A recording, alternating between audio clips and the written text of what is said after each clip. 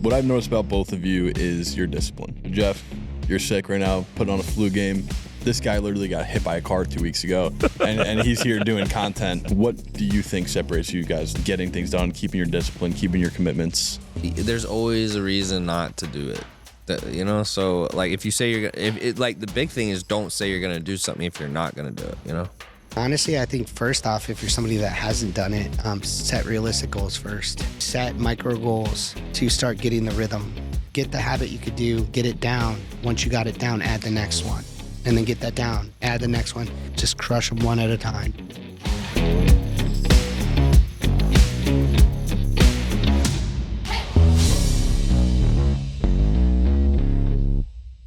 What's up, everyone? Welcome back to my channel. This is Jeffrey Delaney here. I'm actually sitting here with Mike Muller and the Tanner Chidester. Did I say right? Chidester. Chidester. Yeah, it's good though. Got it.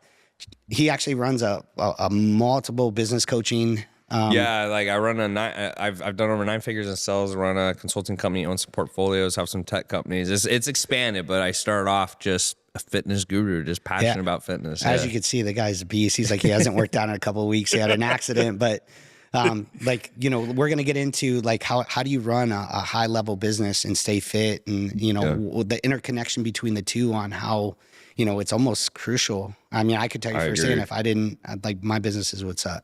Yeah, no, I 100% agree with that. Dude, I'm super excited to have both of you on the same pod. I've been waiting for this. The two biggest guys I know that run the most successful businesses. So I wanted to get you guys together and let's talk a little about it. So being that you guys are both successful entrepreneurs, you guys work all day, every day, what are some of like the little tips, tricks you guys do to make sure you're hitting your exercise, make sure you're staying in shape, nutrition, things like that?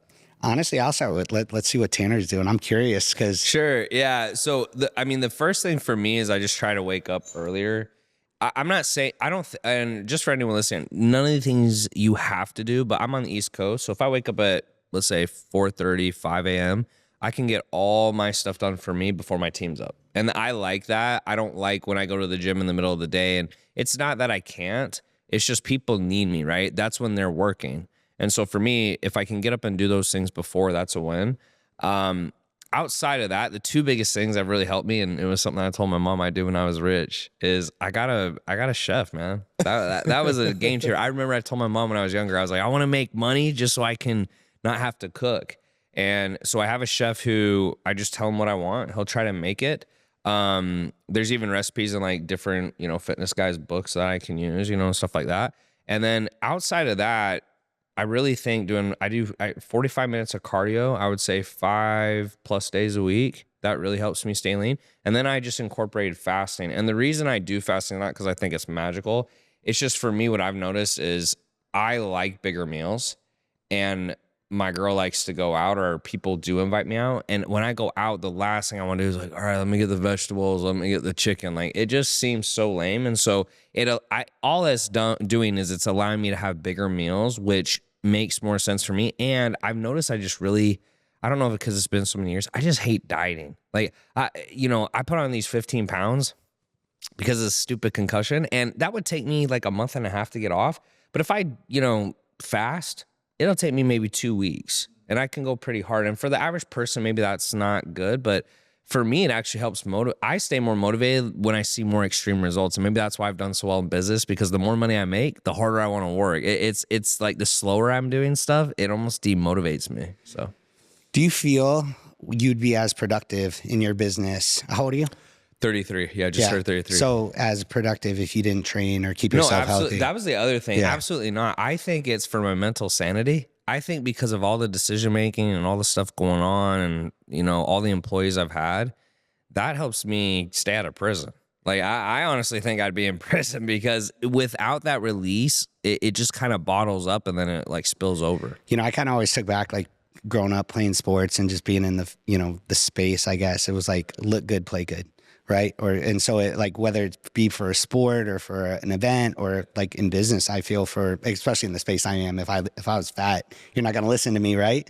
So, but I mean, for me, if I didn't stay physically active, it's, it's creating those habits that are little wins you have every single day. It's like cold plunging, like, okay, cool. Are you going to mitigate some inflammation? Are you going to live longer? Maybe, but it's like that mental win that you do, showing up to the gym, and all those little wins you kind of, I always say like habit stack. You're able to kind of have those micro wins, which turn into huge wins. And fitness, it's, being healthy in general, you're able to be so much sharper. You're able to do a lot more, go a lot harder. And so, I feel like some of the best entrepreneurs I know, that's one of the biggest staples. And then you have the flip side of it, and kind of how I got into this side of the business is I used to work critical care, and I'd see the guy where you thought he had everything and he had all the money and he had the yacht and he had the vacation homes, but he didn't have his health. And it was like, all that shit didn't matter. He couldn't even enjoy it. He's going to die before he could even, it's like you're going to make all this money and sacrifice your health during it. And then once you're able to do it, like, what good is it? I agree. And, the health part, it's not really something you can get back either. If you're not working on it consistently, even if you start later in life, it's almost like Brian Johnson's going really extreme. He still had all those years he wasn't doing it. And so I think being consistent with it is really good. And then going to your point, how you do one thing, I think is, I don't know what's the science behind it, but I do feel that if I'm doing a good job in my nutrition and my health, it carries over more to business. If I'm not, then it almost seeps over to business where, oh yeah, like I just had this meal, whatever, oh this and whatever. And so I really feel how you perform, at least a lot of people I've seen in sports and fitness, they seem to translate that over very well to business. And, Well, it's like doing the hard stuff makes it easier to keep doing the hard stuff. Yeah, it just becomes part of who you are. And personally for me, it was funny. I actually just had this conversation with someone. They said, dude, you could have died. And I actually, hadn't really thought about it. And I just listen, if you lost memory for 2 weeks, that's pretty bad concussion right there, bro. And even now, like sometimes like my vision does get a little blurred as the day goes on. But, I sat there and I thought, I don't really have any regrets. Like if I had died, it actually was a great feeling because I had gone all out and everything. And it's really just doing your best, but it's actually knowing what your best is. A lot of people think, this is my best, when really it's way up here. And I think Michael Jordan said it in The Last Dance, the documentary series, where he said, every time you like hit a certain level, then you can get to a new level. And I took a lot of pride in that. And I think a lot of that has to go with, if you take care of yourself, then it transfers over into other things. But if you can't even take care of yourself, the other thing too is like you just don't gain as much respect from people. Like I'm sure you, especially when you're like selling stuff in the space you're in, like it's massive credibility. If you didn't look the part, even if it's not in fitness, I think if you don't look like you can handle your own business, it's hard to say, hey, I can really help you. And it's like, bro, you don't look like you take care of yourself. It's like going to a dentist with bad teeth. 100%. Yeah, 100%. But I always kind of look at, true success. A lot of people look at true success as financial wealth. I look at true success as financial wealth, but more overall well-being. And that there's so much that interconnects with that. And, you can never have, some people are like, oh, it's having balance in life, balance. There's never balance because you're going to have seasons depending on what you're doing or like what you're trying to take account. So you're going to always, something's going to go to the back burner. I think having harmony in your life at different parts along the way, is personally true success. Having the financial, having the overall well-being, having the physical health, eventually at some point, do you have how many kids or anything? Not yet. Yeah. Eventually, I'm sure. Yeah, and that's why you got a chef. So, I wish that was always a goal of mine. Someday I might get there. I have a wife that eats pretty clean and she doesn't cook that well, and she'll even say it, so that it's easy for me to stay lean because she eats super bland. Yeah, it's just like, here's it is what it is. Stuff. I was like, if I had someone who cooked like good Mexican or Spanish food, I'd be fat as shit. So, or an Asian that maybe made some good, like lo mein. I don't know. I get basic food, but it's good. To your point, I've seen my dad's in his early 60s now. He was a pretty serious athlete, pretty serious bodybuilder. Like he played basketball, all that stuff. And, he goes to the gym, but he's not nearly in as good a shape as he could be. Did you say bodybuilder, basketball player? It's like an oxymoron. Yeah, kind of. Yeah, he was big. He was a big dude. He just had really big legs. They called him, his nickname was Jumping Joe or something. It's kind of hilarious. But he's not in as good a shape now as I wish he was. And it's kind of interesting now that he's in his 60s. I said to my siblings, I said, man, dad's looking older. Like he's moving slower. He doesn't he doesn't seem like he's like maybe as good of health as he was, 20 years ago. And so I do think doing this stuff now will play dividends when you're older. And when you see some of those individuals, I mean, they're in their 80s. There's some older folks in their 80s. I mean, they look like they're living life. And that's how I want to go out, is I just want to be living the same type of life all the way to the end. And then when I go, well, it's like the goal is to, do what you can do now to like add years to the back end, but not just years. You want quality years. What's the point of being around if you're debilitated, you can't do certain things, or if you have kids and you can't play with your kids? Like, no, that's the biggest one. I think if it's your kids that'll get affected, because if you're not in good shape, I mean, when your kids are getting older, like they want to do stuff, and if you're not taking care of yourself, you can't possibly do it. Jeff, so going into that, for as you get into your older years, what are some good things that you can do for longevity once you're already older, as opposed to? I mean, first place to start, no matter any age, is, I recommend at least once a year get blood work. Just get a good comprehensive lab. You're going to go through seasons. When you're younger, you don't necessarily have to worry about like hormone issues. Things are, I'll tell you, I am seeing a lot younger guys in their like 20s and 30s with low testosterone levels. Not just because of maybe the guys that mess themselves up. Like I took steroids in high school, right? So I screwed myself up. You have a lot of kids messing themselves up with SARMs or things like that. But I think the lack of activity, the processing of the food, the inflammation that's creating a lot of problems and disease processes that's happening. And so I'm seeing low testosterone levels in guys in their 25s to 35s, where it used to be not till 40 or 50, right? So, I'm definitely just our lifestyle, being on the phone, sitting, everything, just people aren't active. Kids aren't playing outside. They weren't like what we did when we were younger. I mean, shit, we didn't have electronics. You don't have to anymore. I mean, it's kind of interesting, because like you go back a couple hundred years ago, it probably couldn't have been fat. Like, I mean, it's just like now you can, because you don't have to do anything to get food. So going back to that question is, just stay on top of your labs, and allow yourself to be proactive. I think too many people think I'm good, I'm fine, there's no issue, and before it's too late. Or they're trying to, sit there and try to start fixing things after it's happened. It's so much easier to just kind of roll with the punches. If you're 20s, maybe every 3, 4, 5 years. 30s, you should be doing it once a year. 40s, I like it every year. Once you start supplementing certain things, definitely every 6 months, every 4 months. I know you do peptides and stuff like that. Yeah. So I was going to ask you, like, what's your take on the TRT doses? Because like some doctors, obviously they disagree. Like, you should take it, you should not. And then the, what is it? What would you call it? But the level of your testosterone. So like 1300 or 1500 or like what? I'm just curious, like, what would you? So that's a 2-part question, right? Yeah. So there's the question is are you on hormones, or you're not on hormones? Because you take a natural guy, when you're 18, 19, 20, you're going to sit in that 9 to 1100 range. Right. As you get older, you're 34. Would you say 33? 33. You're going to probably, what I look at is like an optimal level. You're doing the necessary stuff. You're not seeing a deficiency. 6, 7, 800. More importantly, where's your free at?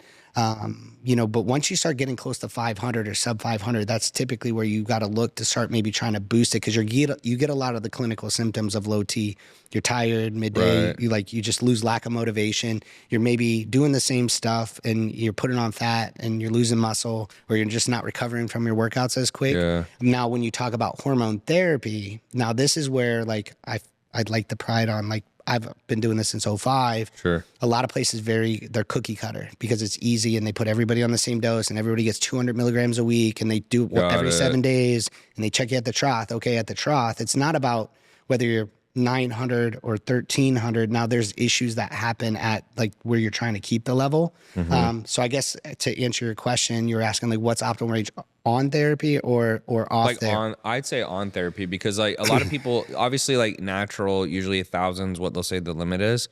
And then, so if people are on, they might be 1,300, 1,500. And then some people are, oh, that's too high. That's too high. You're going to start getting negative effects. So I'm just curious. So you got to look at it too. If I take a shot today, that 200 mg shot today, tomorrow I'm going to be in the 2000s. The highest, right. And then it drops a little bit each day. And it's kind of something that we've always done is like, I try to take away the peak in the valley. Most of the problems that you're going to have with hormone therapy is on the peak, over 1,000, and on the valley. It's just when more you get consistent too low with the shots. Yeah. So a lot of times splitting that shot up, but it's not about how much you take. How much does Tanner need to get an optimized level. What I look at is optimized, and you got to take everyone. I don't want to, like, people are like, oh, that's what I'm doing. Like, you got to take into account your medical history, your age, but I look at everyone as like optimized on testosterone therapy at the low point, anywhere between 700 and 900 at the low before the next shot comes in. Yeah. And then making sure that you're not getting the byproduct. So the estrogen's not going up. You know, a lot of people over the last couple of years have been demonizing like aromatase inhibitors. Right. But if you let your estrogen get too high,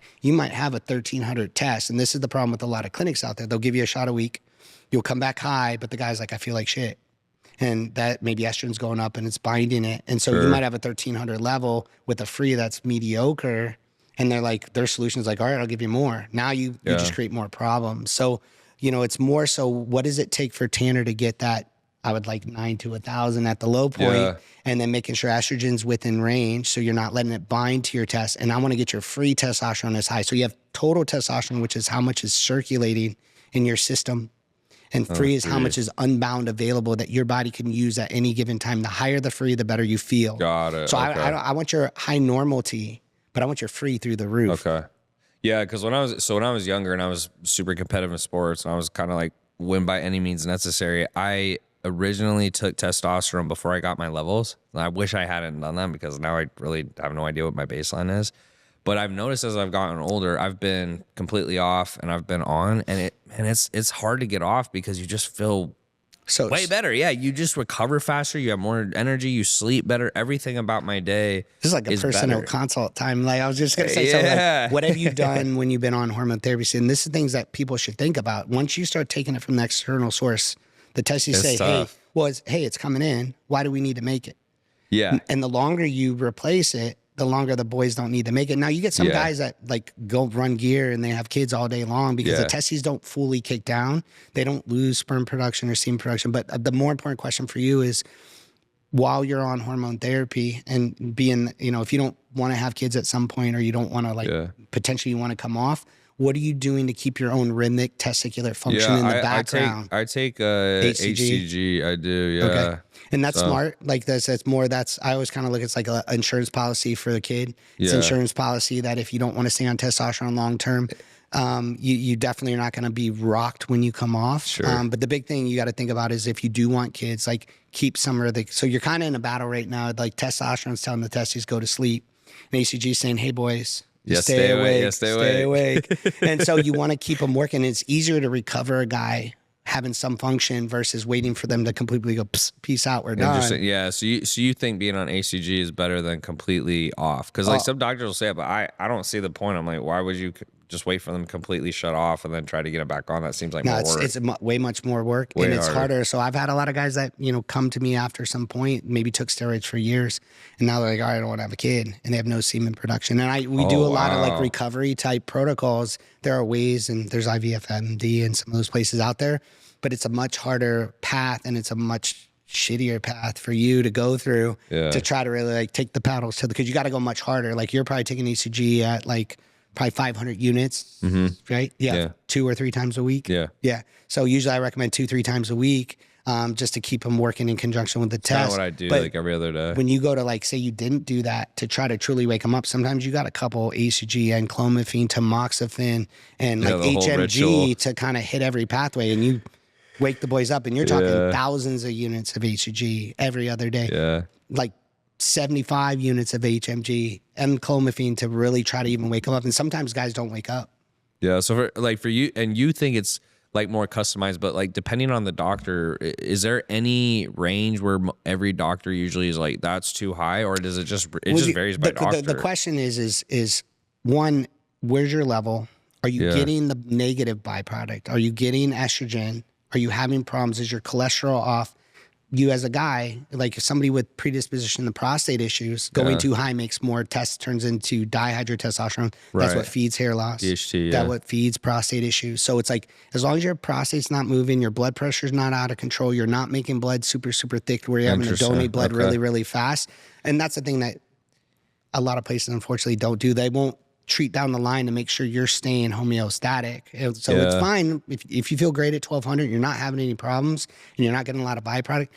Very rare do I see guys over 1,000 long term that things don't start coming off that we have to correct. So sometimes just tape And guys think a Yeah, 1200 over 1,000. Over 1,000. And I'll give you a tip.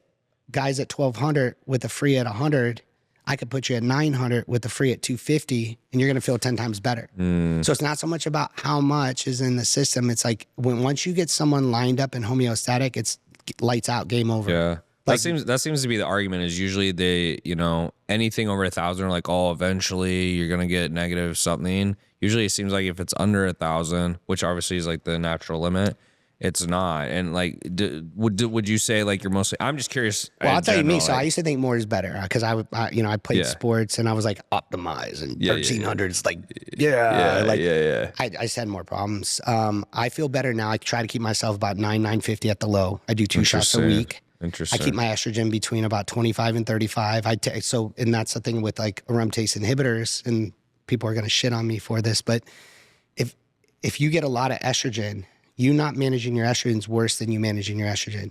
You over suppressing your estrogen will create issues, joint problems, bad HDL, LDL profile. So the poisons in the portion, some guys don't aromatize. You don't need to use them. I take 0.15 milligram twice a week of anastrozole. Now, if I put my level above 1,000, I might have to take 0.25 twice a week, or I might have to take 0.5 twice a week. So it's like once you get someone dialed in, the bigger question is let's get your total as high as possible where it's safe. Let's get your free through the roof and make sure all the byproduct down the line is in line so you're not having health issues. Interesting. Yeah. Cause I just hope my tune doesn't change when I'm older. Cause I'm always a little more aggressive and I say, okay, if I die sooner, but I feel better while I'm alive, but then, You'll think differently when you get older. Right. Exactly. So to me, it's like, I think I would prefer to stay on, but there's always that debate about how much you should be on and like what limits are bad. And so that's kind of what I love about the world we're in now. I love it and I hate it is, there's tons of peptides out there, 7,000 peptides. There's maybe 20 in my book that are worth like the best ROI on it. Right. Yeah. But that's where you start filling the gaps. You could be a sniper per your goal. Say, hey, I'm in a season where I want to build more muscle. Your TRT stays your TRT, right? You keep your HCG to keep your boys working, especially if you want to have kids. But now you want to build muscle, you might do ibutyramine, pharmaceutical ibutyramine, and you'll build muscle, sleep better, growth hormone goes up. You might say, hey, I want to get a little bit leaner. Or don't take a synthetic growth hormone because your pituitary get lazy and then you're stuck on it. So you might do something like ipamorelin, CJC, or testosterone. You might say, hey, man, I'm focused on longevity. And, the big thing right now is NAD+. I've been using it for 15 years. Amazing. It's just funny how things are now just coming to the market. NAD is basically a coenzyme that helps transport power to the cells, ATP to the mitochondria of the cell. So that's like cognitive function, longevity, just making sure cells stay alive better and longer.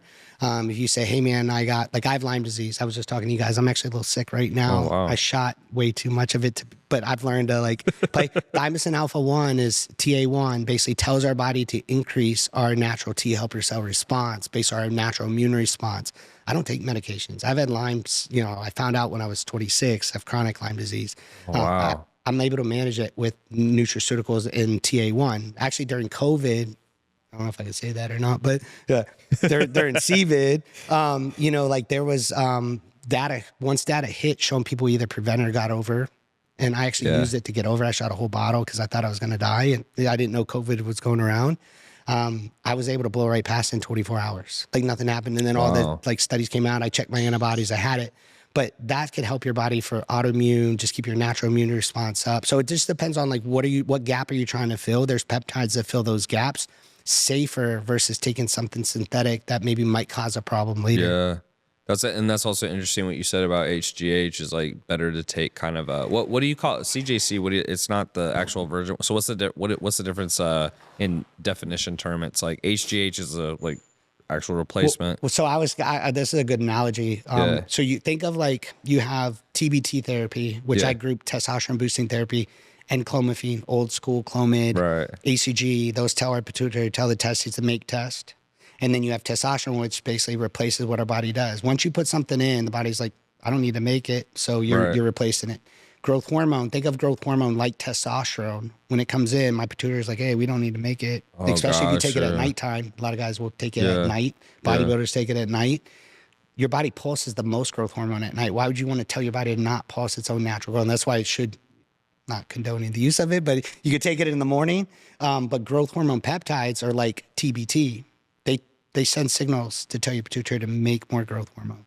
or it could work through the ghrelin pathway like ibutamorin. And so one's helping your body assist its own production. And the beauty about that is synthetic growth hormone, done right and managed within range, no issues. But what happens once you get super physiological, that's where you get the negative cell replication. Right. Good cells, cool.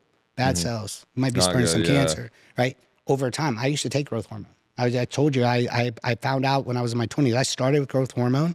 And after 3 years, I started seeing the negative effects. My thyroid started downregulating. So now I had to take T4 to be able to fix the deficiency there. Yeah. Insulin resistance. I eat low carb and my blood sugar is starting to rise up. Whereas like growth hormone peptides, I could get all the good. I'm never going to get super physiological, but it's very dependent on the person. So you might respond good to Semarelin, which is like 2005. Still great growth hormone releasing hormone, or peptide actually.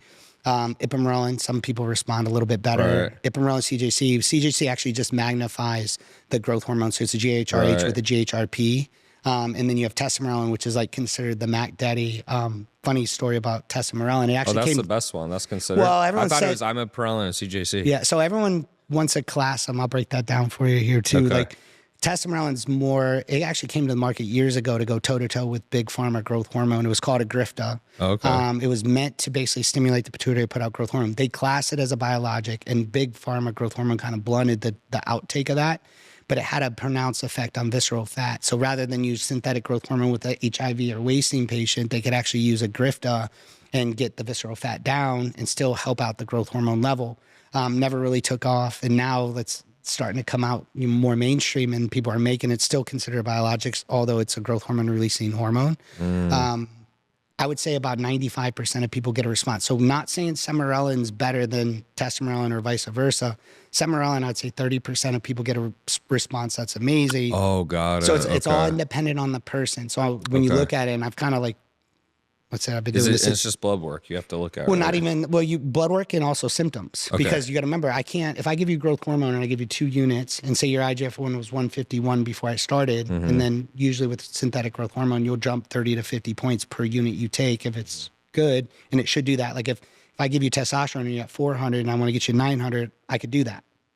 Versus I could take something like TBT, I might not get that number. I could take something like a peptide, I might not see that number change, but do you sleep better? Do you recover quicker? Are you, having more energy? So, going back to like Semarelin, I would say 30% do amazing, 70% mediocre. Ipamorelin came to the market in like 2012, 2013, more mainstream. I would say about 70% get a really good pituitary response for growth hormone. And then you had CJC, which they kind of magnify. They're actually doing a big pull. CJC, it's almost impossible to get unless you're going kind of off market, right? Away from pharmacy. Yeah. But it actually just helps magnify the ipamorelin. Yeah, that's because I've taken imipamorelin and CJC before. Yeah, I've taken a few of those. And I would say about 90% get a good response. I'll tell you the problem with CJC, about 2 out of every 10 people get allergic site-related response that happens over time, and it becomes a little bit painful. And then you have testosterone, I'd say 90-95% respond well, but it's not textbook. I could give Mike over here testosterone, and he's like, man, I get leaner, and I'm basically sleeping a little bit better. And you might take it and say, I don't feel shit. Yeah, got it. And I could put you on something like Semarelin, and maybe you're the guy that got. So it's not that one's better. It's like which one elicits a better response in you. Yeah. The ones I've used, like I'm gonna butcher some of these names, but like I would say the peptides I've used, at least that gets prescribed the most, is like L-carnitine injections before the gym. Yep. I don't know if those are even good. No, L-carnitine is amazing. Yeah, injectable. I don't know if any of these are, but I'll list them. Glutathione. So let's break them down each one. Yeah. So like L-carnitine, amazing, boosts your metabolism. You're gonna actually have a lot more thermogenic effect. When you get into glutathione, if I had to pick one shot to take, that's it. That is the master antioxidant in our system. A lot of times people take N-acetylcysteine, which helps our body make glutathione. Glutathione, like you could take noni juice and all this other stuff. What are antioxidants? Antioxidants basically help eliminate free radicals in our system that eat our cells up and they die, not to mention it works in the liver. Glutathione is like the Mac Daddy when it comes to that. I love it for almost everybody to do once or twice a week to eliminate free radicals. If I could get rid of the free radicals that damage your cells, not to mention help your liver out because it processes it through the liver, now the cells stay alive better. They're not getting ate up by the free radicals that happen from stress and training and lack of sleep and the foods we eat and pollutants. So, and then you have like, that's where NAD comes into, now it's like I got rid of things that are killing, like eating at the cell. And now how can I power the cell? Yeah. And then the interconnection between two is creatine. to actually make ATP. So you have the energy that NAD could put into the mitochondria. So now overall your cell energy, health, cognitive functions better. Cell death is aging.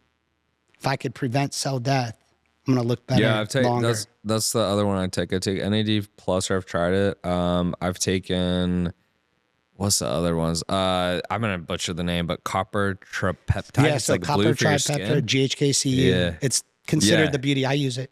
Yeah. Great for your hair. Great for your skin. Amazing Perfect. for women. Probably one of the best beauty peptides for females to take. Copper peptide injectable, definitely. There are some topical forms I should be bought. I try to inject everything, because if they could inject that, I'd say I'll take that over any topical, anything. Yeah. No, copper peptide's amazing. So that's definitely, that's why you look so pretty. Yeah, and then so there's that one, and then I think it's BPC 157, but the name on it was like pentangrate acetate. So BPC 157 is a pentadecapeptide. It's a gastric pentadecapeptide. If I had to pick one peptide, and I've said this multiple times, one of the best in my book, BPC 157 oral.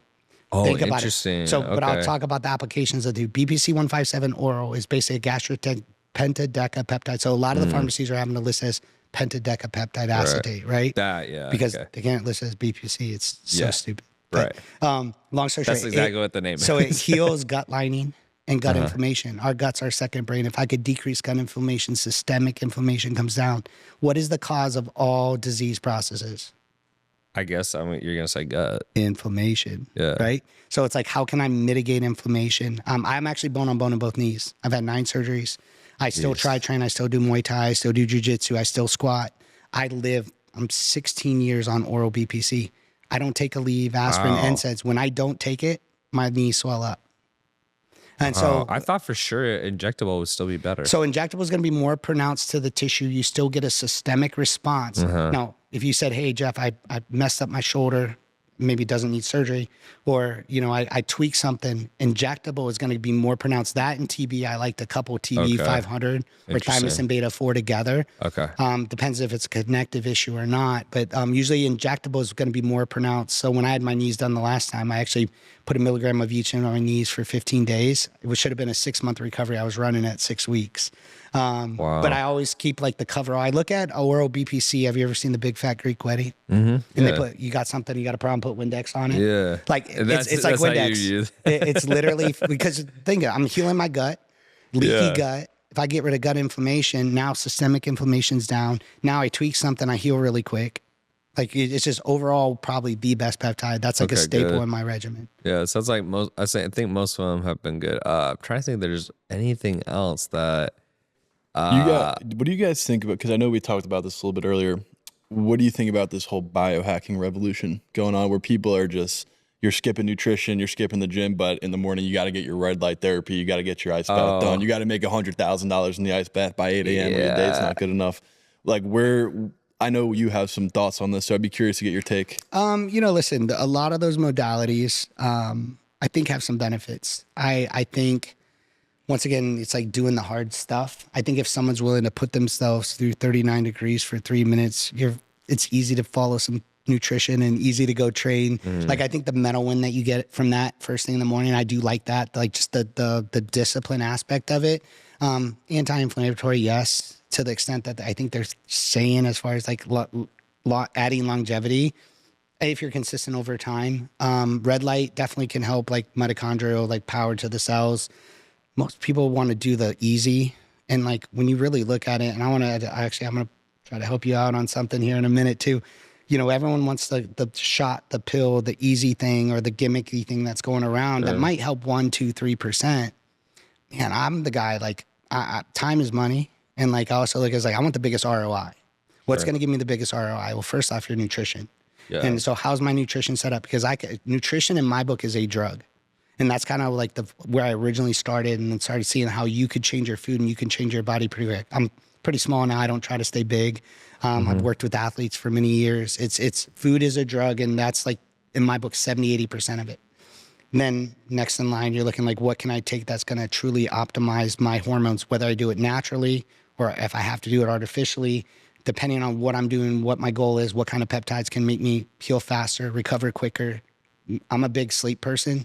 That's outside of your nutrition. I would say your sleep is the most important part of your day. Most of the damage happens through the day, the stress, the anxiety, the freaking going to the gym, kicking your ass. And so a lot of people neglect sleep when sleep is like by far like the second most important thing. So, you know, just really focus on how can I support a good sleep habit and get better, deeper sleep.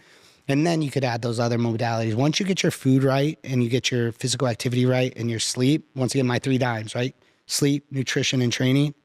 Then you start looking to pick up the quarter. Don't step over 3 dimes to pick up a quarter first. Yeah, I agree. I don't know all the literature either, but I think it says that the red light therapy, like saunas, is much more beneficial than the cold plunge anyways. I cold plunge, but I'm pretty sure that's true. I don't know if Listen, there's applications depending on what, like, you're training for these long ass runs, whereas you're training to look just jacked and juicy and lean or whatever, right? Like, unless you're doing some crazy like endurance type sport.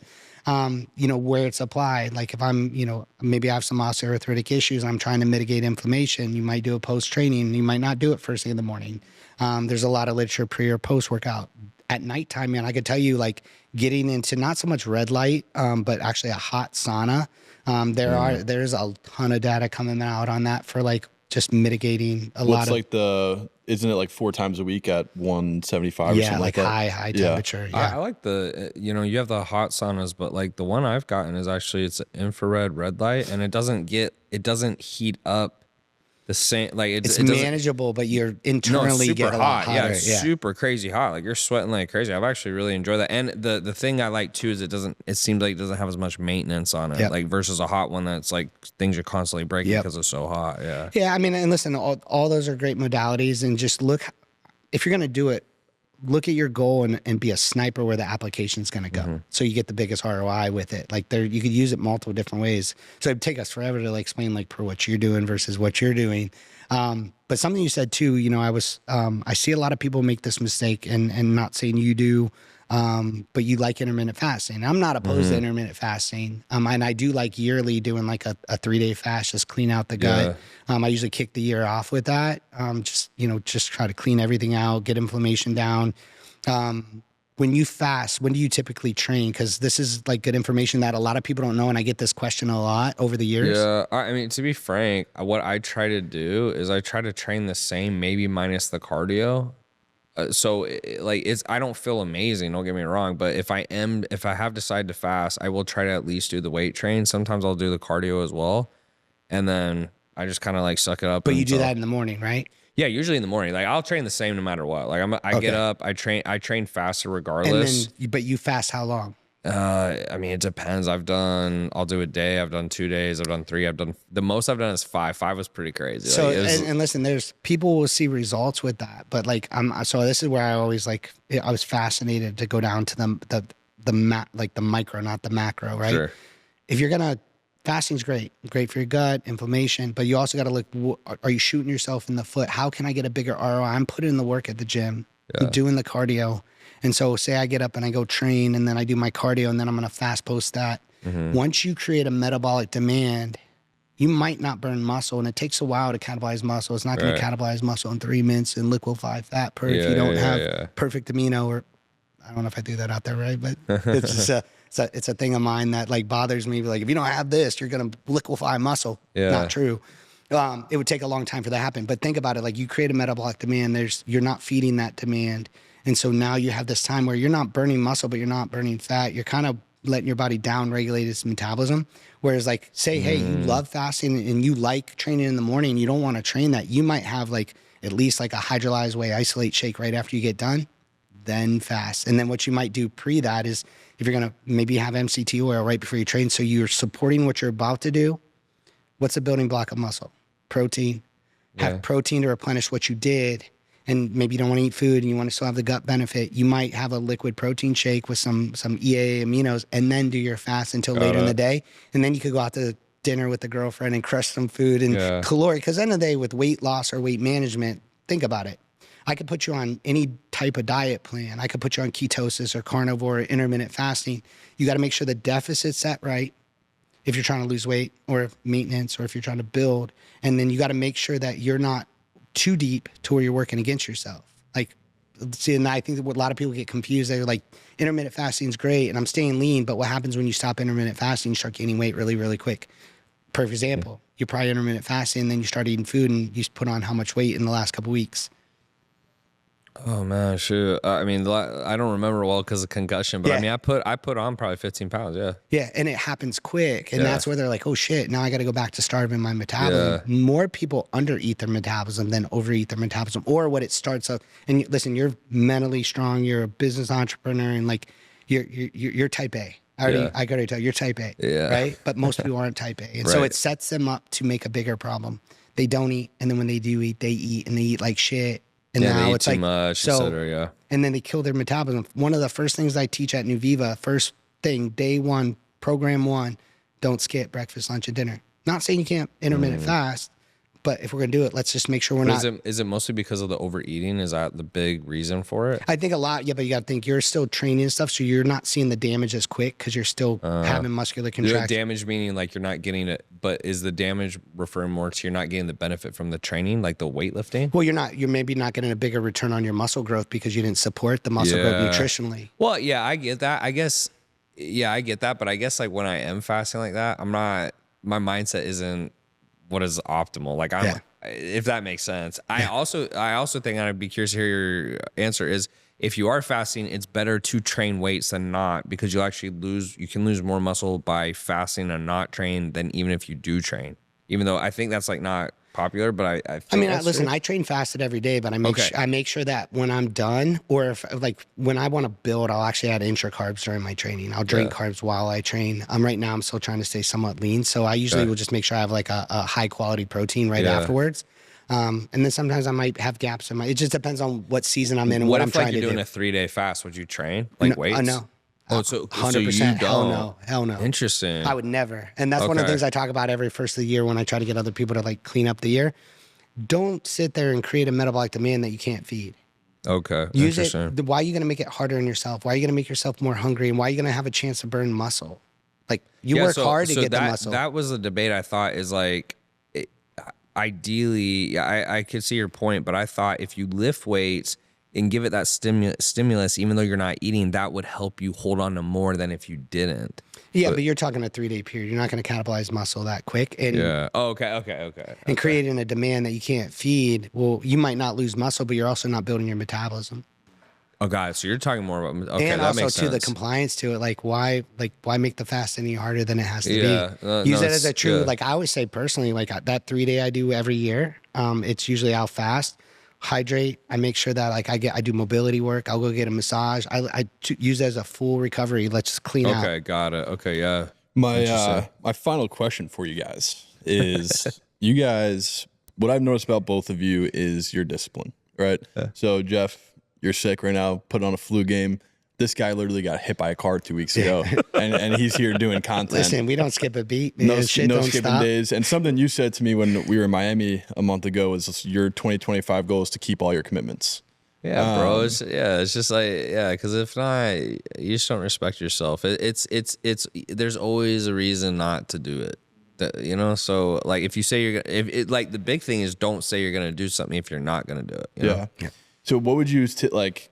99% of people don't think this way. Like, what are some actionable steps somebody can take to kind of get themselves in that mindset? Or like, what do you think separates you guys to be like that? Like you said, A-type, like getting things done, keeping your discipline, keeping your commitments. Honestly, I think first off, if you're somebody that hasn't done it, set realistic goals first and be able to crush mini goals before. I would say still set your BHAG, your big, hairy, audacious goal, right?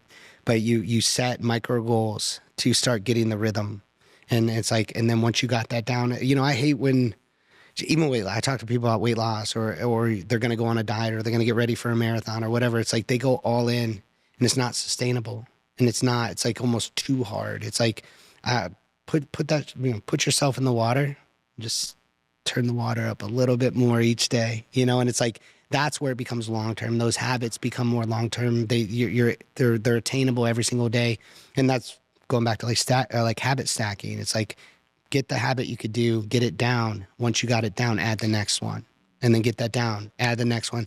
I mean, not most people like you probably always like, I know me, like if I say I'm going to do it, I'm going to do it. And like, same with you, I hate when people would promise they're going to do something. I'm very selective in what I say or what I'm going to do because if I can't do it, then I'm going to feel bad about myself not being able to follow it through. But I think for everyone, just small goals but set big ass goals and just literally just crush them one at a time.